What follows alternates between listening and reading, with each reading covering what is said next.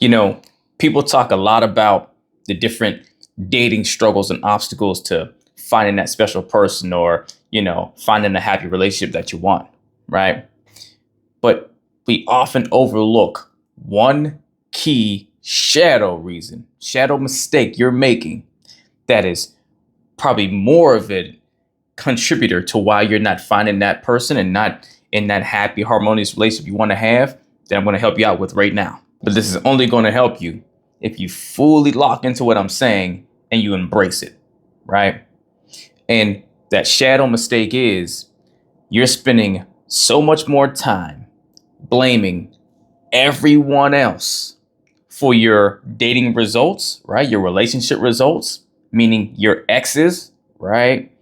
And the dating field out there, than you are yourself. And I'm going to say this, and you may not like it. My job is not to tell you what you want to hear, it's to tell you what you need to hear. I'm speaking mostly, right? Anyone that this applies to, I'm speaking to you, but I'm mostly speaking to all of you victims out there, right? Or let me say this, the ones who identify as a victim, right? Now, follow what I'm saying when I say this. Am I saying that you weren't wrong and maybe someone did something to you? No, right? Am I saying that your experience of someone maybe being abusive towards you or toxic or whatever wasn't the case, or someone used you or whatever? Nope, not saying that at all. But if you're spending more time blaming all of them, right, or the person that did you wrong, or every time you date, you come across different men or different women, they all mistreat you the same way, or you get the same result and everything else. And you keep saying, I just keep meeting scumbags or horrible people and all this other stuff, right? You are sabotaging yourself because maybe you have been wronged. Maybe you have been victimized. See, let's be clear here. Yes, people are victimized and we're victims of a crime or of an act, right? But you can only continue to be a victim by the way you think, if you identify with it. Being a victim continuously, sustainably, that's a state of mind, right? You can be victimized and be a victim of something, but to continue being a victim, that's a state of being. That means you identify with being a victim. See, I don't believe in being a victim. I believe in being a survivor. I believe in you can be victimized and be a victim of something, but be a survivor of said experience. I mean, you ask me, or not ask me, you tell me which one feels more empowering. Which one allows you to feel like you can do something about it? Just being the victim to someone and their acts, and now whatever they've done to you, you forever have to live in this new identity of being their victim, or someone that has survived being victimized. And what it ultimately starts to boil down to is you can spend all of your time blaming everyone else, even maybe your horrible ex that did all these messed up things and it was all on them why the relationship didn't work and why you're sitting here miserable and alone and by yourself again because they were just horrible, right? And maybe you're correct. Maybe that's 100% accurate. And so you can spend all of your time blaming everyone else and feel better, or you can spend more time blaming yourself and be better. Now, what do I mean when I say that? I don't mean put blame on yourself for someone else's unhealthy or toxic actions towards you. That is always their thing to be accountable for. But what I am saying is it's going to be more depowering or disempowering to yourself to not say or ask yourself, okay, yes, they weren't right. They were messed up. They weren't a good person to me. But what can I learn from what I either didn't see, didn't do, didn't catch, didn't act on, the boundary I didn't set and stand on? Where can I take accountability in my role in the outcome I get? Not their choice to be toxic to you, not their choice to be abusive or whatever, use you, manipulative, all the things. But to take your power back, you have to have something you can control. And the only thing you can ever control is what you do, what you learn, how you grow. And the reason why I titled this video and said it's a shadow mistake that you're making is because we don't think of it as, sabotaging ourselves. We don't think of it as hindering our own ability to grow. We think of it as, placing our anger or our focus in, our self-recollection, and placed our focal point of why we're going through this on the centerpiece of our pain, which is that person doing those acts, right? Our goal is to, acknowledge what happened to us and speak up for it, and put some labeling to why we're feeling the way we feel, right? And not denying the way you feel, right? Not downplaying your experience, right? And acknowledging, no, I was done wrong by someone. That's what your intended goal is. But where that intended goal that has positive foundation to it, right? It has a, a positive intention towards your healing, right? It's very hindering to your growth and truly healing whenever you start to identify with the experience versus recognizing the experience happened to you, right? They're two different things. To identify with something means now you must live in accordance to. And to be honest, that is the core root to why trauma carries with people. It's not the traumatic event itself. It's what that traumatic event imprinted on your subconscious to where you start to identify with it. That's what it means to carry baggage, right? Whenever you are heavily guarded and you don't feel you can trust people going forward, it's because now you've taken on this new identity of someone that can't trust people because of what happened to you in the past. Nothing in the past has weight beyond what you give it. It's still your determining system. It's your meaning system. So every time you spend more time putting more investment into the blaming of everything else around you for your results, is the more you take away any ability of your own to change your results, right? And look, I understand changing your results or taking some accountability to where you step into, all right, what can I do about it? It's a scary thing sometimes, right? Maybe you don't even know where to begin. And when you start to think through it, maybe there's a lot of, worry about how you may feel about yourself and feel like you let yourself down when you start trying to see, well, where can I take some accountability to, take my power back? But it feels like you're blaming yourself or you're taking on, the responsibility for someone else's toxicity. But this is why it's very, very important to understand what you're actually taking blame for, right? The only thing you ever take blame for is your actions or inactions that contribute to your results, not the person on the other end that did said things that produced the result, right? But only you can decide to stick up for your standards better. Only you can set boundaries and stand on them better. Only you can do the work to identify the red flags to look out for to make sure you never even wind up in a toxic situation with the wrong person.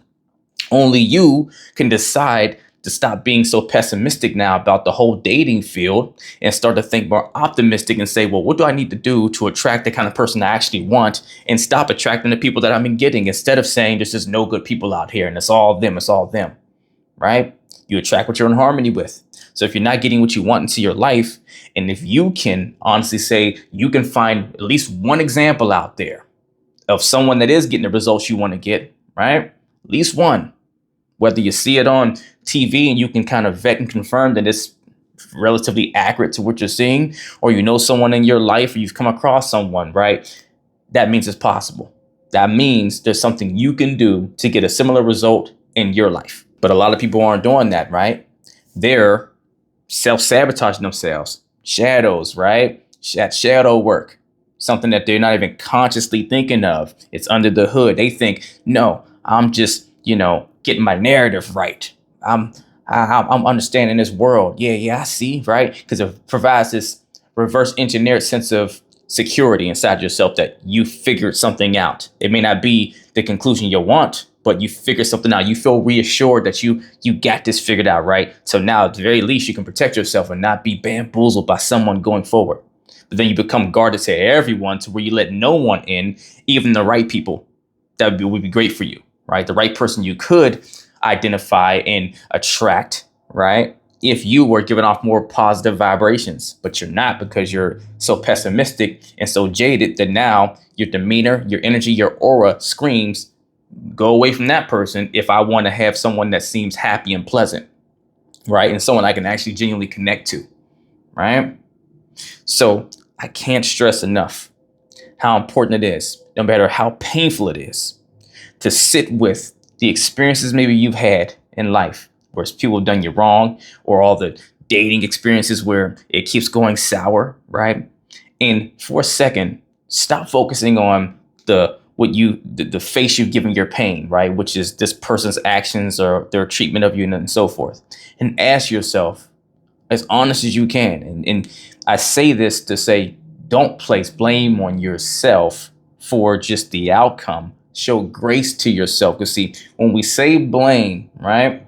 I'm saying take blame for your role, but the way we do that is we kick ourselves when we take that blame so often, right? We say, oh, I'm horrible, or we think less of ourselves, or we have a hard time forgiving ourselves if we have to take any blame for the results we got.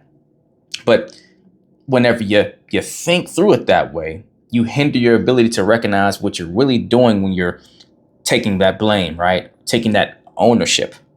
It's really just acknowledging what you didn't know, what you fully didn't understand or fully didn't know in your fibers to act on. Because look, make no mistake about it. I don't care how much you tell me you understand something, you don't know it until you're acting on it, right? Until it's a part of just your reflex.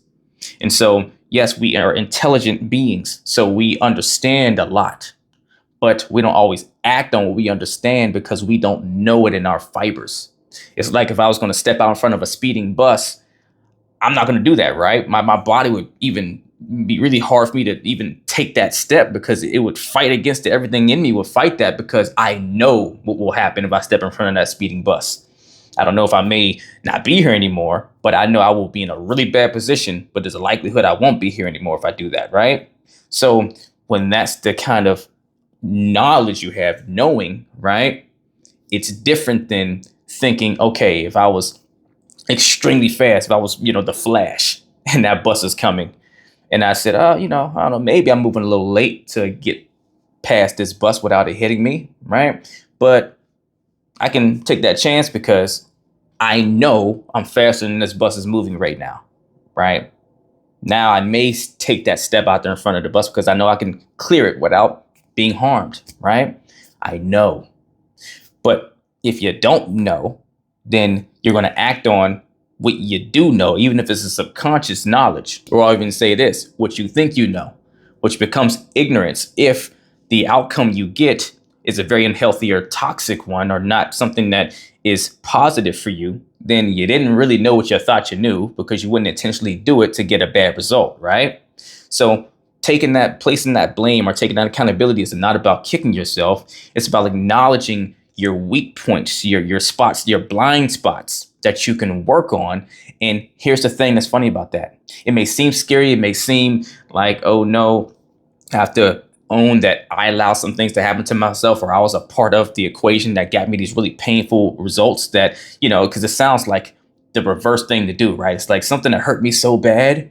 How could I ever take accountability for that, right? Because I would never want to hurt myself like that. So it's hard to stop and say, no, I did let my boundaries down. I did, let the red flag go by and didn't say something. I did keep entertaining this person when they were showing me certain signs. I didn't look to vet and see why are they pouring so much love into me up front. They're love bombing me. Why are they so into me without learning enough about me? I didn't investigate that further. Instead, I leaned into enjoying them, right? It just felt good for someone to see me for a change, right? And I enjoyed that, right? It's hard to take accountability to say, no, I kind of put myself out there for this to develop the way it developed, even though it's on them for choosing to do what they did in the way that it did develop. So yes, that's very hard and difficult. But when you find the courage to say, no, I did let these things happen, and it's not okay that they happen, but it's okay that I maybe was ignorant or just didn't fully get it, in that it did, because I'm going to do better from here going forward, right? I'm going to change something now. Now, what can I do going forward to make sure I don't let that happen again?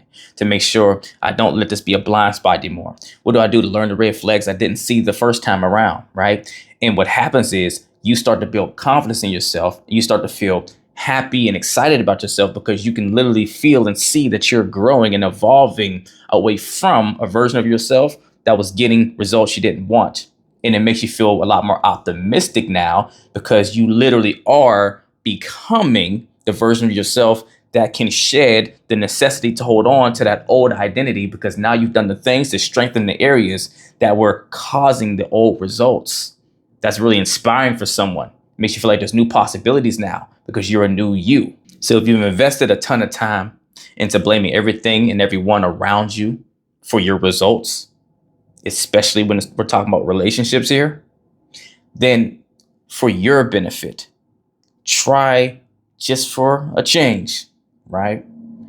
Taking as much accountability, blame for your role in your results as you possibly can, just shy of taking accountability for what they did. And watch how much it empowers you whenever you take that accountability and don't kick yourself, but ask yourself, what can I do to change this and make this better? What can I do start doing tomorrow to now make this not one of my weak points, but one of my biggest strengths, right? And start to act on it and watch you become and watch you begin to attract and watch the relationships you start to wind up in, or the one relationship you wind up in, and how that experience goes versus all the experiences you had before it, those are gonna pale in comparison to. If you need help taking the courageous step towards doing that, because it can be a very scary ride to do that, and actually work through the tools to build yourself in the healthiest and most productive way so you can actually stop going through the dating carousel and the painful breakups to find a relationship you actually want to have, and at the end of the day we all are deserving to have, then email or DM me the word coaching as long as you're truly ready to put the work in. If you're not ready for one-on-one coaching, don't have the time or the space, then at least email or DM me the word revival to join my Relationship Revival Hub community, where you can learn the same things I teach my clients one-on-one at your own pace on your own time. But do something, please, to get in the race. Let's get it.